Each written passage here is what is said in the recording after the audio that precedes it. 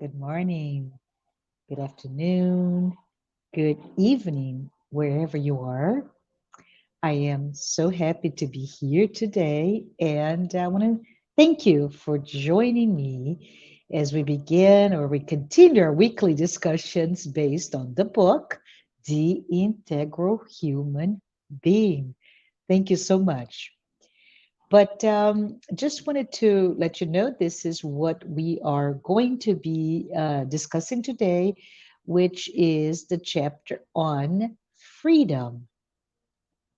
And I'd like to spend just a minute here because the psychological series of Joanna de Angelis, we call the psychological series or psychology collection, is a 16 book series that has been written by spiritual author Joanna de Angelis in close collaboration with Divaldo Pereira Franco.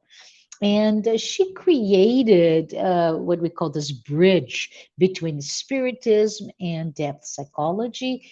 And we're using her second book, which is called The Integral Human Being, to really discuss some of the issues that hit all of us, yes, and as well some therapies or solutions or alternatives on thinking about those conflicts.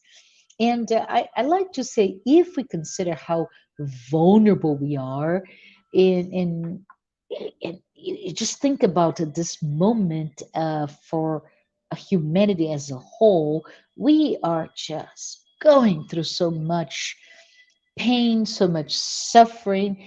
And this book is a gift to me, and it discusses some of the root causes or underlying themes or psychological issues. So week after week, we go over a topic, and the goal here is to just to ask ourselves, okay, we're discussing X, in this case, today's freedom.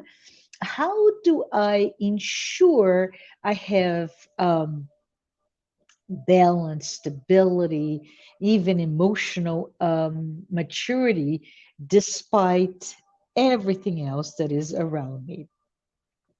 How are we going to do this? Well, as you can see in this slide, the book is broken down into 9 parts, and shaded today is part 1 because this is the last chapter of that first part, and we move on next week on the second part. So we move on from perturbation factors into strange destinations. So super cool to start to see the structure by which her Joanna de Angelis brought about the idea of integrity, of being an integral human being, of reaching our sense of individuation.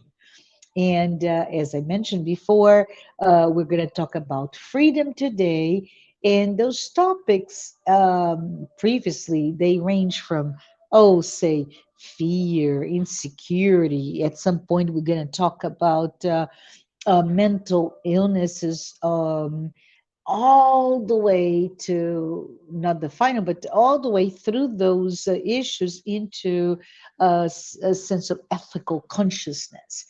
So here I am inviting you to explore with me those themes that Joanna de Angelis bring to all of us through this lenses. One is spiritism and the other is depth psychology. Shall we? So we're going to spend most of our time together today discussing this notion of rebellion. So, what am I talking about, and why did I put a knife through a cage, right? Well, think about it. The chapter on freedom, and I mentioned in brief, is the last one covered in this first part of the book, Factors of Perturbation. And you like me, may stop to ponder why would Joanna de Angelis add freedom to those earlier themes of discussion. So we talked about routine. Yes, we talked about anxiety, fear. We talked about loneliness last week. But there's this other element that is part of our lives that is an element that removes our sense of wellness, of peace, of equilibrium. And just to go back as we're closing this part, we also like here to talk about just a definition, very high level definition of what are factors of perturbation. And the words that come to my mind when I say that factors of perturbation are, oh, agitation, apprehension, concerns, worrying, unease. And how does freedom fall into that? Well, with great curiosity, I read the only 3 pages long chapter to try to grasp at the message about freedom that Joanna de Angelis is trying to convey to us. And with that message, she's just simply saying, be aware, right? Look into those things and those behaviors, those feelings that you're going through mostly without awareness, so that we can maybe harness that sense of a true sense of freedom instead of being succumbed by unease and agitation because of those external factors. So I found that the context, overall context, brought to us in this chapter, it's all about how freedom is a question of are we able, are we willing, and do we even have the opportunities to evolve, to grow, to expand our consciousness? And this is the crux of the matter, our expansion of our consciousness, right? So we're going to talk a little bit about the yin and yang, the two polar opposites of uh, freedom. And I'm going to bring to those because she brings in the chapter, but it's really a question of do do we want it? Are we willing? Are we able? And by able is, do we have the opportunities to grow? And if we don't, what is stopping us? What is impeding, is controlling, taking away our sense of freedom? And most important, what are we doing about it? What do we do on a daily basis to remove those roadblocks so that we can truly grow as a human being, as a person? And the thesis brought here is that freedom, right? Overall, freedom is defined as the power or right, right? Either I have the right and the ability, the authority, the power to act, to speak, to think without any constraints or restraints or limitation. And the theme, as I said, is that we should do this. We should be completely free, but we should understand that how we express our freedom, if we do it without responsibility or even awareness, it may end up causing us not to live as peaceful and harmoniously as we could, and it may cause a lot of pain in those around us. It's one or the other.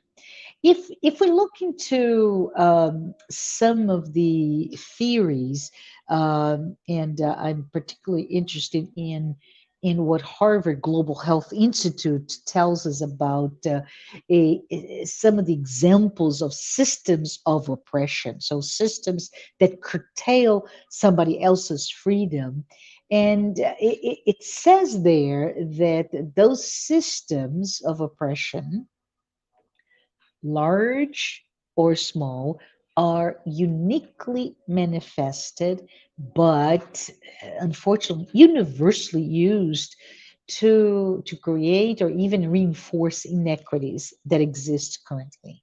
So let's just park a little bit, not park, but let's zoom into this a little bit so that we can understand further. Oppression is defined as the malicious, so there's an intent, a malicious intent, or also unjust treatment, or the exercise of power over someone or a group of people. And those systems of oppression can be overt, very clearly defined, or not. But the foundation of those behaviors and belief systems is that one person or a group of people believes at the core of who they are that they're better than another, and they have the rights over the other, including the right to control. And we start to now paint a picture that is much more harsh, right? When we say our need to be free, but then those systems of oppression that exist to curtail our own freedom. So some examples of systems of oppression, and there I'm going to bring about four that the Harvard Global Health Institute brings to us are ideological oppression, institutional oppression, interpersonal oppression, or the one that is quite interesting to me because it's like, what? Not, I'm sorry, internalized oppression. So let's just bring two or three of those because we start to understand, right? Institutional oppression can be exemplified. Just get some data that is brought to us, right? Is a woman, right, just by her gender, makes two-thirds of what a man gender would make in the same job. So this is institutionalized sexism. Therefore, it's an institutional oppression. If we think from a subgroup in the US, so when we look at the data that tells us that one in every four African American young man, so we have race and gender and age as well, all coming together. 25% of the African American young men is currently in jail or on parole or on probation. That's an example of institutional oppression. And like institutionalized sexism, this is institutionalized racism.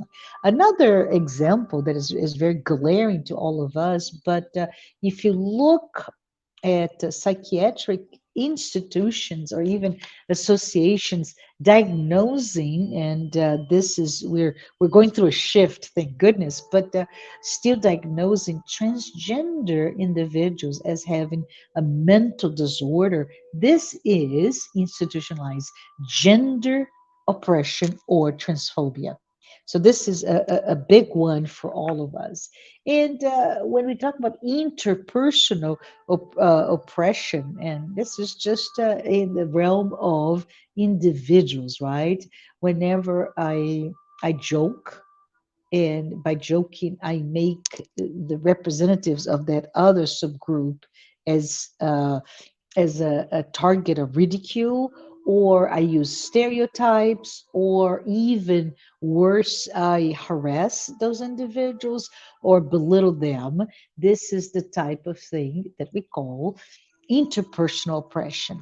I'm really interested those that are actually internalized oppression. Why is that? Because most people that are part of a dominant group, they are not consciously aware that they are behaving with this internalized oppression, right? They're not oppressive, they're not hurting the other.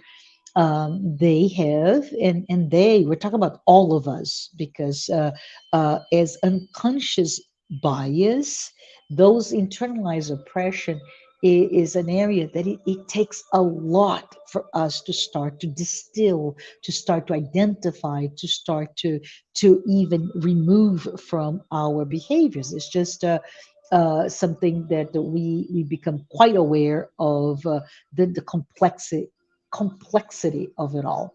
So when we internalized and become the oppressors, we are not even aware that we have negative messages about others, other groups, and we start to normalize our behaviors, right? Which means my attitude, my behavior, my thoughts, my prejudice are quite normal. Okay, let's flip the coin here and perhaps put the lens to those who are oppressed. Institutionalized, interpersonal, or internalized oppression is I am at the receiving end of that, and upon being constrained, oppressed, controlled, violated, disrespected, we may actually internalize that notion or that ideology of inferiority, right? We may. But if we start to think about when those oppressions have been really institutionalized, or when we systemically experience disrespect from members of the so-called dominant group, we even start to internalize negative messages about ourselves. This is quite intriguing and difficult to even talk about, because in this balance, what we call the zero sum game, right? In the balance of power, the powerful requires that one is not as powerful. We may feel powerless, or because we feel disrespected, disenfranchised, right? We may also come to the other end, and we may find ourselves living a life of constant fighting against this oppression, and we may find ourselves constantly acting out, and this fight runs really the gamut, right? From one end, I allow it, and I am so um, I feel so disrespected and so removed of my power as an individual that I become quite passive, or all the way to quite violent aggression. And Joanna states that this constant pressure will lead to fear, and those fears really extrapolate, or may extrapolate, in a form of violence, with the only objective, the only intention is, let me recover a sense of self, let me recover my freedom. And she continues, and I'd like to perhaps read here, is she continues by saying that sensing its movement restricted. She's now talking about an animal, right? So it's easy for us to visualize. Sensing its movement restricted, the animal reacts to imprisonment, right? A caged animal, and right until exhaustion in its attempt to free itself. And you can imagine the mental picture that comes to my mind is the terrible, thank goodness, most of it now in the past. But for example, safaris where you get there and you hunt, and the animal is just fighting to avoid, or the movements of gathering those animals in the wild into a zoo, or even if you think about it, right, bullfights or fox hunts, where the animal, up to the moment when it's caught, it will fight. It is just a terrible feeling, even as I'm talking to you about it. So as you can see, it's a sense of entrapment. And with entrapment, what you do, right? Some animals, they pretend to be dead until you leave them. Some animals will do that up until the moment that there is nothing else to do except to fight, and they will attack. And Joanna brings back, and she says that in the same manner, right? She continues, we human beings aspire for, and this is an inherent aspiration, to aspire to expand our horizons. And we aspire as human beings, as a human race, to fight for our independence, especially when, like the animal that is being trapped in cage, when we feel all of our abilities are limited or curtailed. So, as you can see, Joanna is really, when she talks about freedom, she's really talking about our pursuit of freedom from oppression, as well as the pursuit of freedom to grow and be fulfilled. She says that while it's perfectly normal for us to want to have a life of complete liberation, and I say yes, yes, sister, yes, it is perfectly normal, but that should be seen an aspect that is beyond the material, that it should be a process of pursuing for our self-actualization. And if we see that juxtaposed to the current systems of oppression, in addition to our immaturity, our lack of enlightenment, our lack of understanding this overarching plans for our immortal soul, right? We can see that we will do whatever is in our imagination to achieve a sense of self. When we fight back, unfortunately, this sense of rebellion unfolds.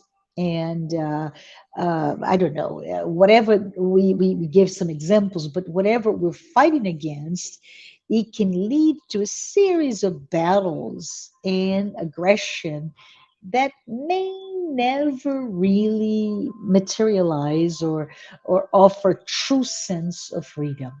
So, like that trapped animal, violence that is drawn out of us, those of us who are fighting, for instance, we're fighting political oppression, right? And that may put us into a a sense of winning when we are able to destroy, I don't know, some chaotic injunctions, or uh, when we are able to create imposed systems that are just a result of an unjust society. And on the other hand, all of that we're doing leads to um, tipping the scale toward those who are actually not privileged. But all of this fight that we're talking here, The real question that we must underline, right? That we must highlight here is when we're dealing with those fight for freedom, is is it real freedom in its most profound sense? If we're focusing only on the material manifestations of fighting against systems of oppression, are we missing our personal needs altogether? What about those needs of the individual in the social group that we belong, right? In other words, by removing those systems of inequity, can we ensure we are now free and feeling fulfilled? And Joanna says that because she really puts calls attention to the idea that we must have room for our need for self-discovery and the expansion of our consciousness. Otherwise, we will never feel comfortable in our own skins, right? So if we conclude this topic here, the subtopic here, if we conclude that the idea perhaps that is brought here is the notion that when we talk about our fight for freedom, um, there is this inherent sense of fight and violence. And Joanna just says, "Watch out!" Right? Watch out when we use the terrible word violence, because violence withholds; it never gives. And violence creates a place for future and potentially bigger violence, right? So when we think about it, and I said, John, are you sure about it? Can we not use violence to stop a system and be done with it? And she says, well, think about it, right? Think about, for example, wars, plural. They one war ends, but there's always another one following the other. And we would have thought that perhaps World War II, when humanity was at the brink of its extinction through nuclear war, we would have thought that it's all over, it's all ended. But despite those perhaps peace treaties, or all the changes in the power structure, the political structure, violence may still be there, and it's manifested through new conflicts, right? So, from that sense, the instinct of rebelliousness is actually really in all of us. It's part of our human psyche, our human soul, if you will. And shifting, if it is rebelliousness, part of who we are, what determines our human psyche, we can move into a discussion, real quick discussion, if we shift to a different theater of war, to now a domestic theater of war. And yes, yes, children as young as 2 or 3 years of age will manipulate and test the boundaries of their freedom so that they can obtain what they want. True, right? Our youth, terrible, difficult time, but our youth facing the conflicts while trying to just affirm their own identity. And often you see violent clashes, violent fights against those familial parameters when They simply externalize their longing to be free, longing to be independent. And those examples, I really enjoy them because they can tell you right off the bat that, due, very easy to understand, right? Due to the immaturity or lack of experience and even responsibility of your 3 year old or your 13-year-old, your 15-year-old, our children, they really are not equipped to understand the implication of their so called rebellious acts. So we are approaching the end of our discussion. So let's talk a little bit about freedom itself. And from a freedom, I would like to bring here some of the conclusions that Joanna brings to us, and she brings those in a very sober tone because it's under the auspices of responsibility, right? That now we're able to truly, truly free ourselves. So we mentioned the teenager that wants their freedom, but are they equipped to be truly free? And we're talking about emotionally, physically, etc. In some societies where power structure protects their successful, their privileged, their powerful members, freedom is often seen as the right of each one to do whatever they pleased. But there's a system of oppression, right? And we, when we see the definition, we go back to asking, does this really make sense holistically speaking? If if that definition of freedom was right, then those systems of oppressions would preclude the right of one over the right of the other. And as we mentioned, it would lead to a room, an opportunity, environment where clashes exist and violence exists between those groups, the oppressor and the oppressed. But Joanna goes even further when she brings examples of those historical examples, right? Of those that, in the name of freedom, they bring violence that is quite hidden, that you don't see at surface level. Some of the examples that she brought in the book, in this chapter, is the so-called sexual liberation, right? So yes, you are free sexually, but think the operative word is responsibility.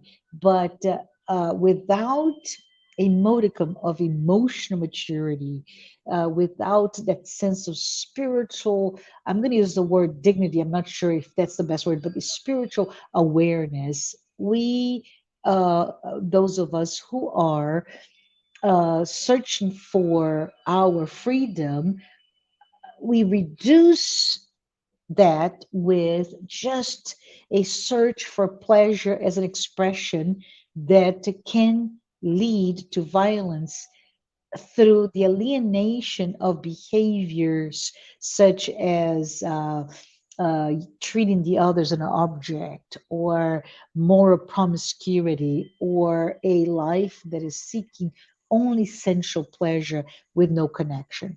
Does this make sense? I hope it does. But to all of us who are still, yes, immature or maladjusted, those freedom of expression can indeed lead to scandals and hurt. The best example that I have in my mind is the environment of actual quasi anonymity, right, that social media brings to us. And we have that freedom of expression, and we just boom, slam our thoughts as a privileged, a position of privilege, a position of power to those who are not. And you will provoke, even when you are unaware, hurt and even scandal, right? So Joanna brings here, and I brought into the slide, I'm going to read to you because it may be easier to your eyes. But freedom is a right that is consolidated to direct extent that human beings exercise self-discovery and become self-aware, whereupon they become capable of identify their own values, which they must employ, in an edifying manner, respecting nature and everything that exists in it. So she goes a lot into our relationship with nature, with ecology, with animals, and but she concludes with saying to us that freedom begins in your thoughts, in your thought processes. And so it's really interesting because with that, we have to understand that our desire, our aspiration toward all that makes us grow and be fulfilled, right? It must include a a utilization of whatever it's in our power to sustain life, to respect life, and give life and preserve life of every single one.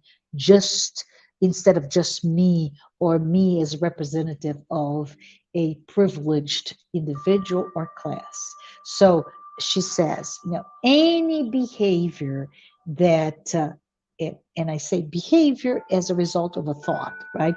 That coerces, that repress or defies anyone, including ourselves, is a form of curtail our true freedom.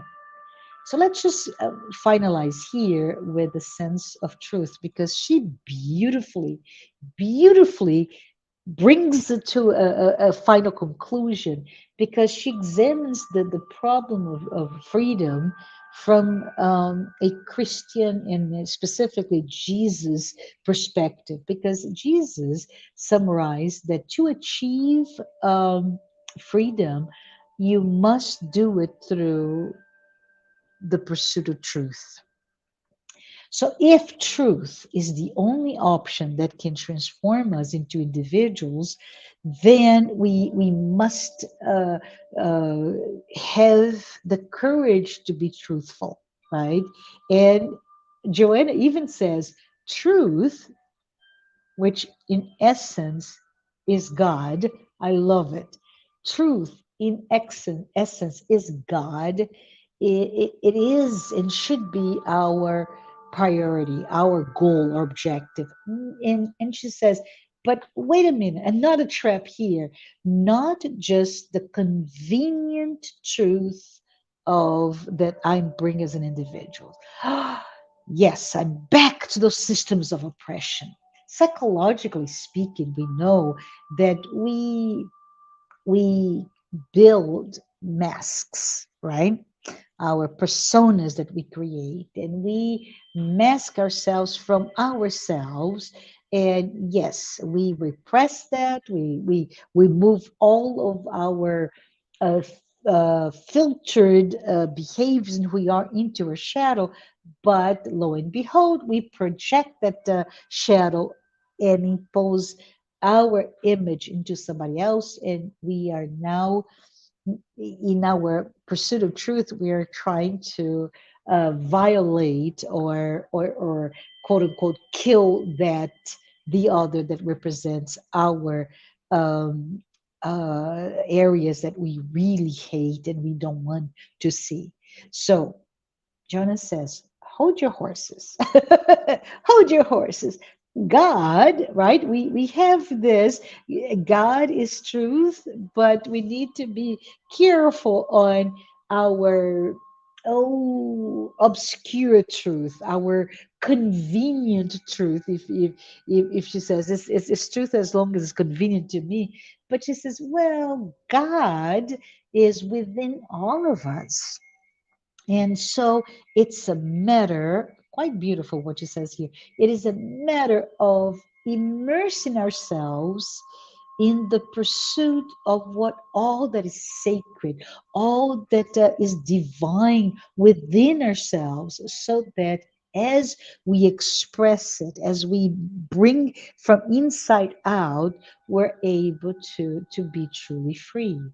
So, if we think about it, if we look into freedom from a material perspective, and it's a big fight, it's okay to do that, but be aware that even when we have access to everything that we're fighting for from a material perspective, they will come to us without any sense of meaning or significance, and may actually lead to a life of disappointments.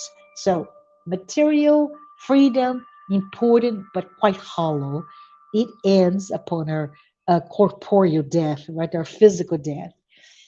Let's think about it. The spirit, you and I, that inhabit this body, this existence, this personality, we are free.